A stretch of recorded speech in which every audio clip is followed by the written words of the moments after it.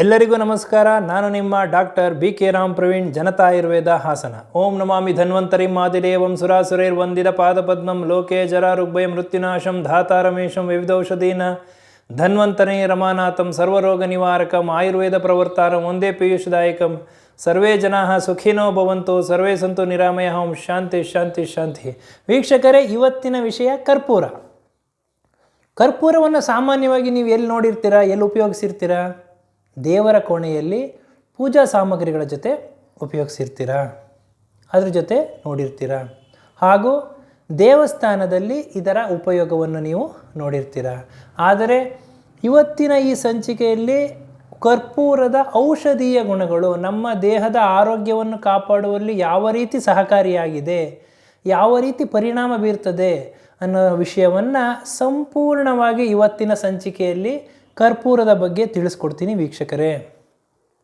ಕರ್ಪೂರ ಔಷಧಿ ಗುಣಯುಕ್ತ ಕರ್ಪೂರ ಅಂದರೆ ಪಚ್ಚ ಕರ್ಪೂರ. ಕನ್ನಡದಲ್ಲಿ ಪಚ್ಚ ಕರ್ಪೂರ ಅಂತಾರೆ, ಇಂಗ್ಲೀಷ್ನಲ್ಲಿ ಕ್ಯಾಂಫರ್ ಅಂತಾರೆ, ಹಿಂದಿಯಲ್ಲಿ ಕರ್ಪೂರ್ ಅಂತಾರೆ.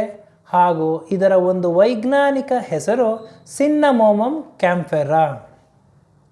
ಇದರ ಒಂದು ರಸ ಅಂದರೆ ಟೇಸ್ಟ್, ಇದರಲ್ಲಿ ತಿಕ್ತ ಕಟು ಮಧುರ ರಸ ಅಂತಂದರೆ ಕಹಿ ಖಾರ ಹಾಗೂ ಸಿಹಿ ರಸ ಇರ್ತಕ್ಕಂತಹ ಕರ್ಪೂರ. ಗುಣದಲ್ಲಿ ಲಘು ರೂಕ್ಷ ಗುಣ, ಈಸಿ ಫಾರ್ ಡೈಜೆಷನ್ ಇರ್ತದೆ, ಈಸಿ ಅಬ್ಸಾರ್ಪ್ಷನ್ ಇರ್ತದೆ, ಲೈಟ್ ಫಾರ್ ಅಬ್ಸಾರ್ಪ್ಷನ್ ಇರ್ತದೆ, ಹಾಗೂ ಡ್ರೈ ಮಾಡ್ತಕ್ಕಂಥ ಗುಣ ಇದರಲ್ಲಿ ಇರ್ತದೆ. ಇದರ ಒಂದು ವೀರ್ಯ ಶೀತ ವೀರ್ಯ, ಕೋಲ್ಡ್ ಇರ್ತದೆ, ಕೋಲ್ಡ್ ಇನ್ ಪೊಟೆನ್ಸಿ ಇರ್ತದೆ. ಹಾಗೂ ಇದರ ಒಂದು ಪ್ರಭಾವ ಕಫ ಹಾಗೂ ಪಿತ್ತವನ್ನು ಸಮತೋಲನದಲ್ಲಿ ಇರ್ತದೆ.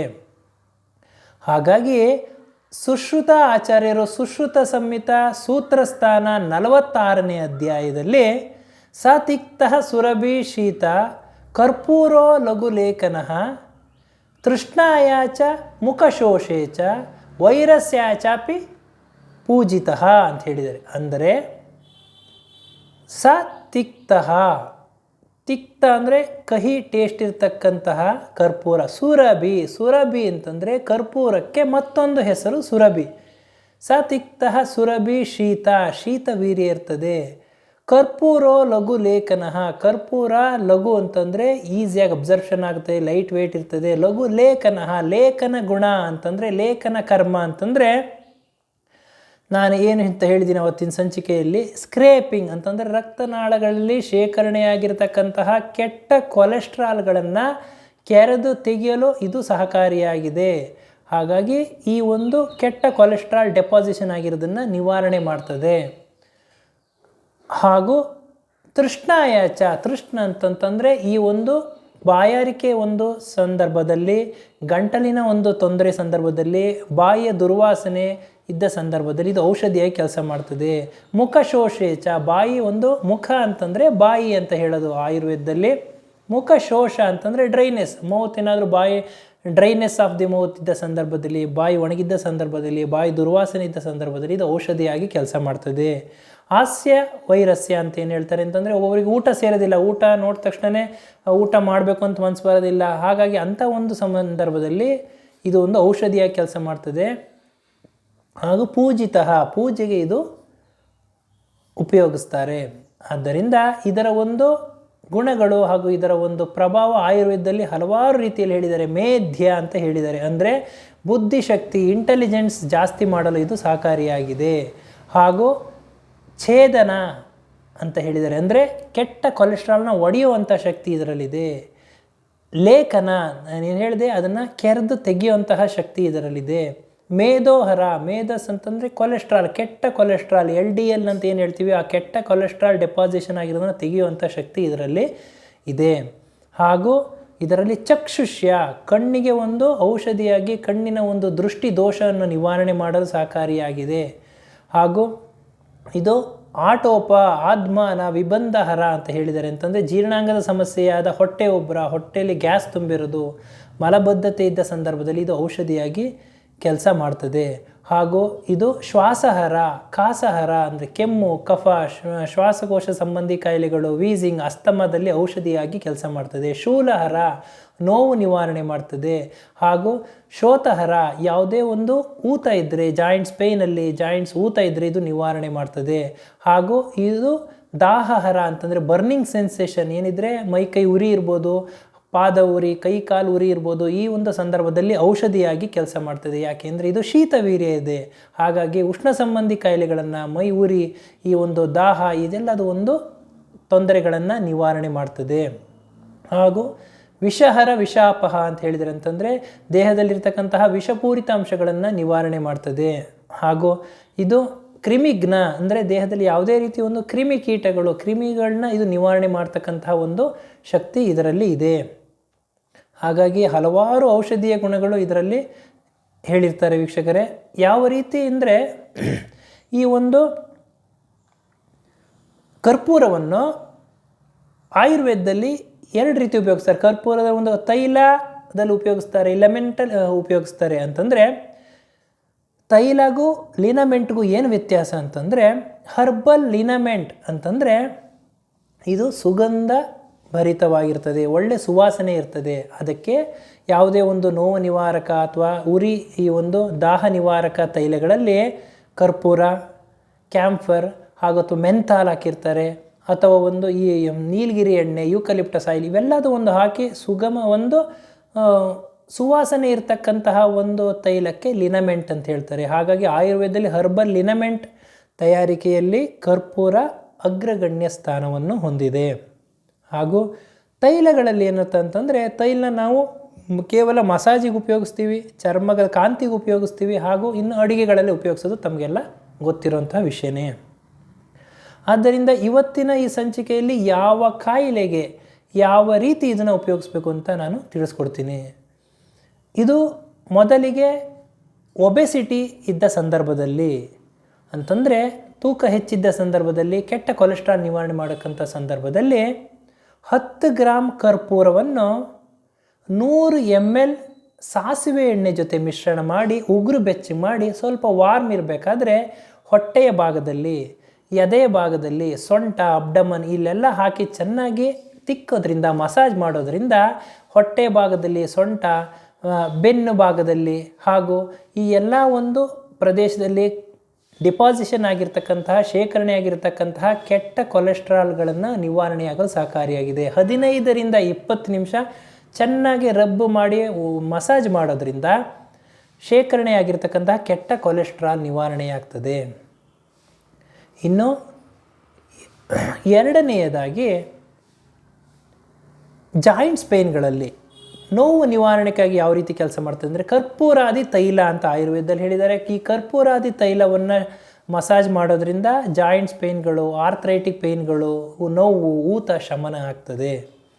ಇನ್ನು 13ನೇದಾಗಿ ಕರ್ಪೂರ 10 ಗ್ರಾಮ್ ಕರ್ಪೂರವನ್ನು 100 ml ಆಲಿವ್ ಆಯಿಲ್ನಲ್ಲಿ ಮಿಶ್ರಣ ಮಾಡಿ ಅದನ್ನು ಚೆನ್ನಾಗೆ ಮಸಾಜ್ ಮಾಡೋದ್ರಿಂದ ರಕ್ತ ಸಂಚಾರ ಸುಗಮವಾಗಿ ಆಗ್ತದೆ. ಇದು FDA ಅಂತಂದರೆ ಫುಡ್ ಆ್ಯಂಡ್ ಡ್ರಗ್ ಅಪ್ರೂವ್ಡ್ ಆ್ಯಕ್ಟಲ್ಲಿ ಇದು ಪ್ರೂವ್ ಆಗಿದೆ ವೀಕ್ಷಕರೇ. ಯಾವ ಜಾಗದಲ್ಲಿ ನಾವು ಇದನ್ನು ಮಸಾಜ್ ಮಾಡ್ತೀವೋ ಅಲ್ಲಿ ರಕ್ತ ಸಂಚಾರ ಚೆನ್ನಾಗಾಗ್ತದೆ ಹಾಗೂ ಕೆಟ್ಟ ಕೊಲೆಸ್ಟ್ರಾಲ್ಗಳು ನಿವಾರಣೆಯಾಗ್ತದೆ.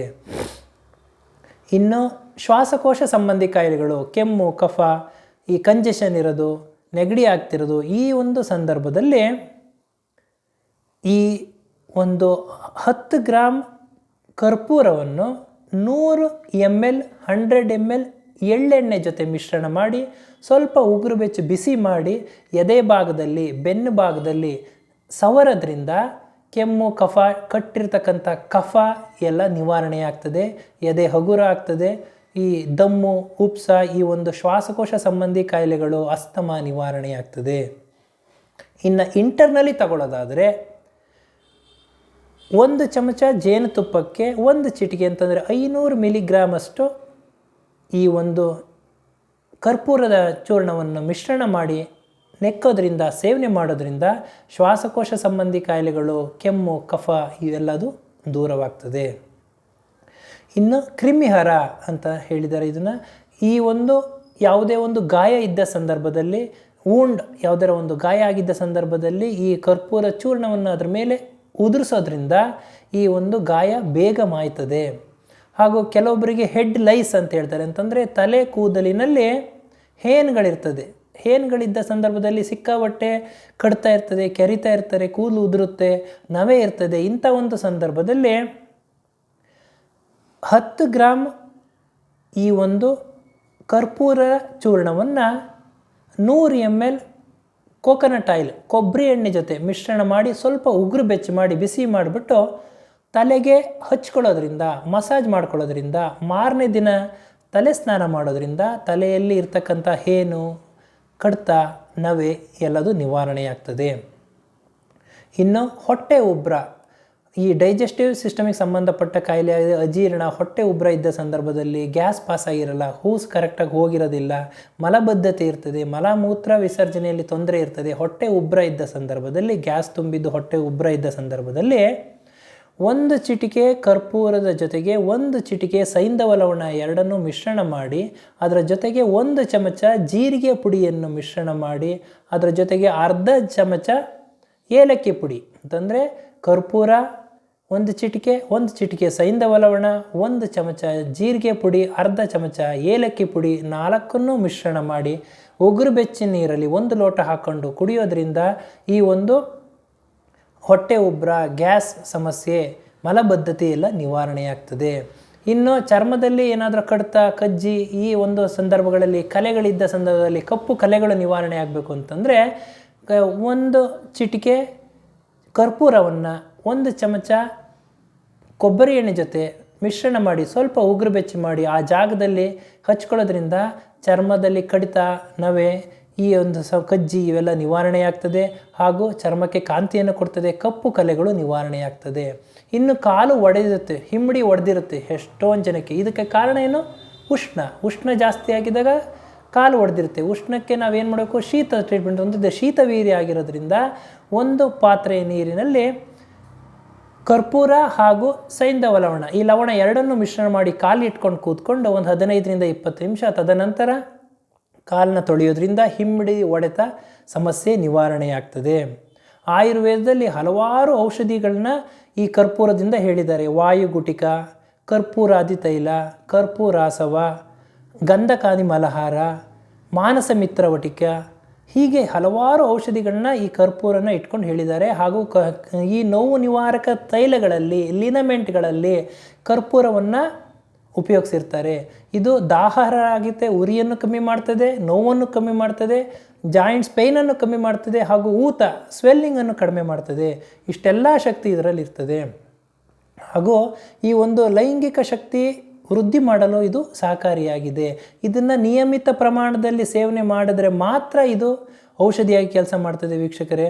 ಹಾಗೂ ಕೆಲವು ಈ ಒಂದು ನಾನೊಂದು ಸಂಚಿಕೆಯಲ್ಲಿ ಈ ಏಲಕ್ಕಿ ಹೇಳಬೇಕಾದ್ರೂ ಅಷ್ಟೇ, ಉಪ್ಪಿನ ವಿಷಯದಲ್ಲೂ ಅಷ್ಟೇ, ನಾವು ಯಾವುದೇ ಒಂದು ಈ ಒಂದು ಪ್ರಮಾಣ ಬಹು ಮುಖ್ಯ ಇರ್ತದೆ ವೀಕ್ಷಕರೇ.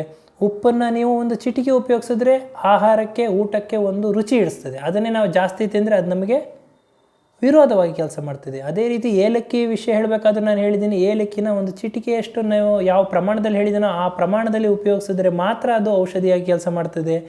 ಹಾಗೂ ಜಾಸ್ತಿ ಉಪಯೋಗಿಸಿದ್ರೆ ಅದು ತೊಂದರೆಯನ್ನು ಇದು ಮಾಡ್ತದೆ. ಅದೇ ರೀತಿ ಈ ಒಂದು ಕರ್ಪೂರನೂ ಅಷ್ಟೇ, ಈ ಲೈಂಗಿಕ ಸಮಸ್ಯೆ ಇದ್ದ ಸಂದರ್ಭದಲ್ಲಿ ಹಾಗೂ ನಿಮಿರುವಿಕೆ ದೌರ್ಬಲ್ಯ ಸಂದರ್ಭದಲ್ಲಿ, ಶೀಘ್ರ ಸ್ಖಲನ ಸಂದರ್ಭದಲ್ಲಿ, ವೀರ್ಯಾಣುವಿನ ಸಂಖ್ಯೆ ಕಡಿಮೆ ಇದ್ದ ಸಂದರ್ಭದಲ್ಲಿ, ಹಾಗೂ ವೀರ್ಯಾಣುವಿನ ಮೊಟಿಲಿಟಿ, ಸ್ಪರ್ಮ್ ಕೌಂಟು, ಮೊಟಿಲಿಟಿ ಈ ಎಲ್ಲ ತೊಂದರೆಗಳು ಇದ್ದ ಸಂದರ್ಭದಲ್ಲಿ ಇದು ಔಷಧಿಯಾಗಿ ಕೆಲಸ ಮಾಡ್ತದೆ. ವೃಷ್ಯ ಅಂತಂದರೆ ಲೈಂಗಿಕ ಶಕ್ತಿಯನ್ನು ಹೆಚ್ಚಿಸ್ತದೆ, ಲೈಂಗಿಕ ಒಂದು ಸಾಮರ್ಥ್ಯವನ್ನು ಹೆಚ್ಚಿಸ್ತದೆ. ಇದನ್ನೇ ನಾವು ಹೆಚ್ಚಿಸ್ತದೆ ಅಂತ ನಾವೇನಾದರೂ ಜಾಸ್ತಿ ಉಪಯೋಗಿಸಿದ್ರೆ ಇದು ಔವೃಷ್ಯ ಅಂತಂದರೆ ಇದು ವಿರೋಧವಾಗಿ ಕೆಲಸ ಮಾಡ್ತದೆ, ವೀರ್ಯಾಣುವನ್ನು ಕಡಿಮೆ ಮಾಡ್ತದೆ. ಆದ್ದರಿಂದ ಇದು ನಿಯಮಿತ ಪ್ರಮಾಣದಲ್ಲಿ ಇದನ್ನು ಉಪಯೋಗಿಸಬೇಕು. ಹಾಗೂ ಇದು ಒಂದು ಸುಗಂಧಭರಿತವಾದ ಒಂದು ಕರ್ಪೂರವನ್ನು ನಿಯಮಿತ ಪ್ರಮಾಣದಲ್ಲಿ ಉಪಯೋಗಿಸ್ಬೇಕು. ಅದಕ್ಕೆ ನಾವೇನು ಮಾಡಬೇಕು ಅಂತಂದರೆ, ಹತ್ತಿರವಿರತಕ್ಕಂತಹ ತಜ್ಞ ಆಯುರ್ವೇದ ವೈದ್ಯರನ್ನು ಭೇಟಿಯಾಗಿ ಅವ್ರ ಹತ್ರ ಸಂಪೂರ್ಣ ಪರೀಕ್ಷೆ ಮಾಡಿಸ್ಕೊಂಡು, ನಾಡಿ ಪ್ರಕೃತಿ ಪರೀಕ್ಷೆ ಎಲ್ಲದೂ ಮಾಡಿಸ್ಕೊಂಡು, ತದನಂತರ ಅವರ ಸೂಕ್ತ ಸಲಹೆ ಸೂಚನೆ ಮೇರೆಗೆ ಈ ಒಂದು ಔಷಧಿಗಳನ್ನೆಲ್ಲ ಮಾಡ್ಕೋಬೋದು ವೀಕ್ಷಕರೇ. ಆದ್ದರಿಂದ ಇವತ್ತಿನ ಈ ಒಂದು ಸಂಚಿಕೆಯಲ್ಲಿ ಆಯುರ್ವೇದದಲ್ಲಿ ಈ ಒಂದು ಕರ್ಪೂರದ ಬಗ್ಗೆ ಯಾವ ಮಹತ್ವ ಹೇಳಿದ್ದಾರೆ, ಯಾವ್ಯಾವ ಕಾಯಿಲೆಗಳಲ್ಲಿ ಯಾವ್ಯಾವ ರೀತಿ ಇದನ್ನು ಉಪಯೋಗಿಸ್ಬೋದು, ಯಾವ ಪ್ರಮಾಣದಲ್ಲಿ ಉಪಯೋಗಿಸ್ಬೇಕು ಅಂತೆಲ್ಲದು ಇವತ್ತಿನ ಸಂಚಿಕೆಯಲ್ಲಿ ನಾನು ನಿಮಗೆ ತಿಳಿಸ್ಕೊಟ್ಟಿದ್ದೀನಿ. ಹಾಗಾಗಿ ಇವತ್ತಿನ ಈ ಸಂಚಿಕೆ ತಮಗೆ ಇಷ್ಟವಾಗಿದ್ದಲ್ಲಿ ಲೈಕ್ ಮಾಡಿ, ಶೇರ್ ಮಾಡಿ ಹಾಗೂ ನನ್ನ ಮುಂದಿನ ವಿಡಿಯೋಗಳಿಗಾಗಿ ಸಬ್ಸ್ಕ್ರೈಬ್ ಮಾಡಿ. ಧನ್ಯವಾದಗಳು.